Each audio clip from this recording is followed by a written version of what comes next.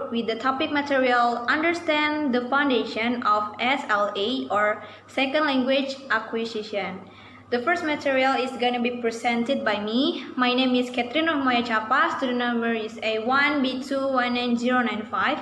And my material is The World of Second Language. Multilingualism refers to the ability to use two or more languages. Linguists and psychologists use bilingualism for ability to use two languages and multilingualism for more than two, but it's not the important case right now. And monolingualism refers to the ability to use only one. No one can say for sure how many people are multilingual, but a reasonable estimate that is at least half of the world population is in this category. Multilingualism is thus by no means a rare phenomenon, but a normal and common occurrence in most parts of the world. People who grow up in a multilingual environment acquire multilingual competence in the natural course of using two or more languages from childhood with the people around them, and tend to regard it as a perfectly normal to do so. Adding a second language at an older age even often take considerable efforts. However, those require motivation.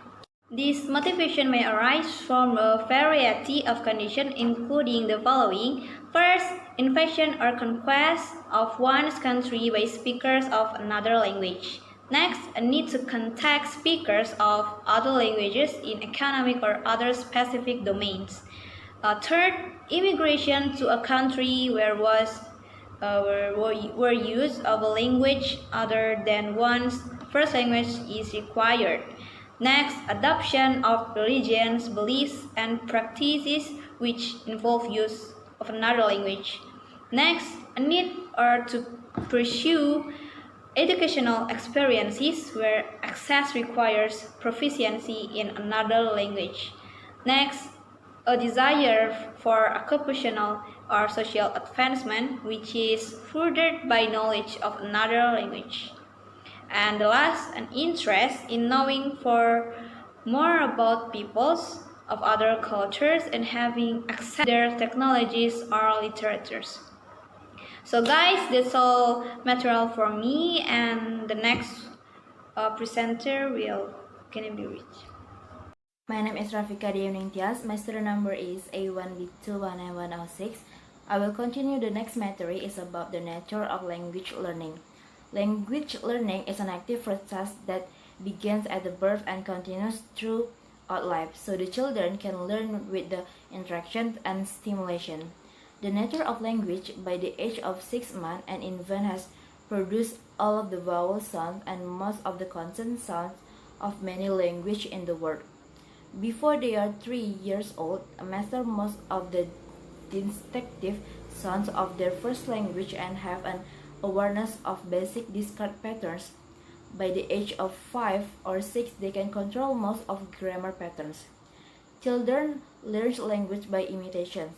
The stimulation response theory, while it's true that much of children's initial language learning can be attributed to their imitation of sounds and words around them, many of their utterances are quite original and cannot be explained as imitation at all, since they can ever have heard them before. And the role of the natural ability: humans are born with a natural ability or innate capacity to learn a language. Such a practice position must be assumed in order to experience. For several facts, there are 5 several facts. First, the children begin to learn their first language at the same age, in much and the same way, whether it's in English, Bangli, Korean, Indonesia, or Swahili, or any other language in the world.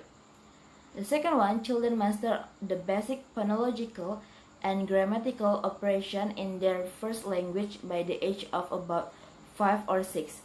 as noted above, regardless of what the language is. The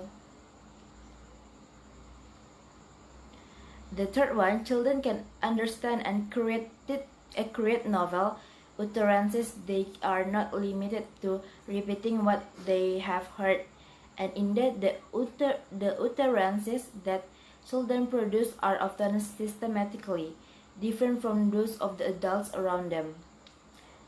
And the fourth, there is a cutoff age for first language acquisitions, beyond which it can never be complete. And the last one is the acquisition of first language is not simply as a fact of the general intelligence. In viewing the natural ability to acquire language in terms of innate capacity, we are saying that part of language structure is genetically given to all languages are incredibly complex systems, which no children could possibly master in their early years to the degree they success in doing so if they had to learn them in the usual sense of the word. Children's ability to create new utterances is remarkable, and their ability to recognize when stirring of common words does not constitute grammatical sentence in the language, so even more. So the next is the role of social experience. They have several facts about the role of social experience. First, will never acquire language unless that language is used with them and around them, no matter what is their language. The second one is immigrant children, no interaction with their background. They will never learn the language. And the third, as long as children are experiencing input the social interactions, the rate and sequence of development doesn't change. And the last one, the only thing that might change is only pronunciations, vocabulary, and social functions. And that's enough for my material. The next material will be presented by my friends. Thank you.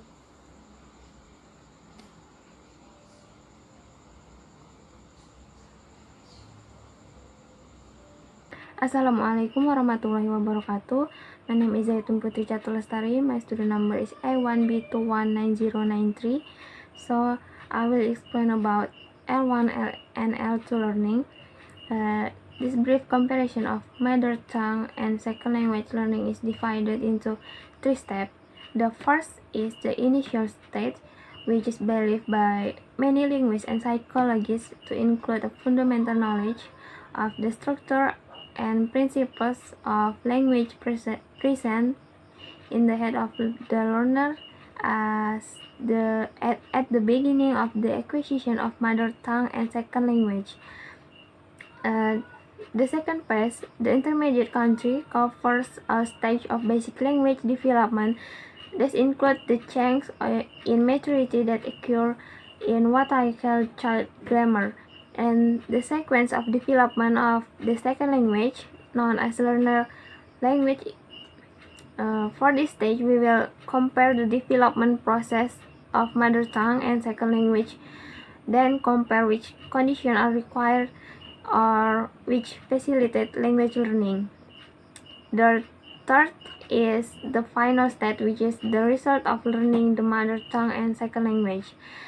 There is general agreement that cross-language influence or the transfer of prior knowledge from mother tongue to second language is one of the processes involved in interlanguage development.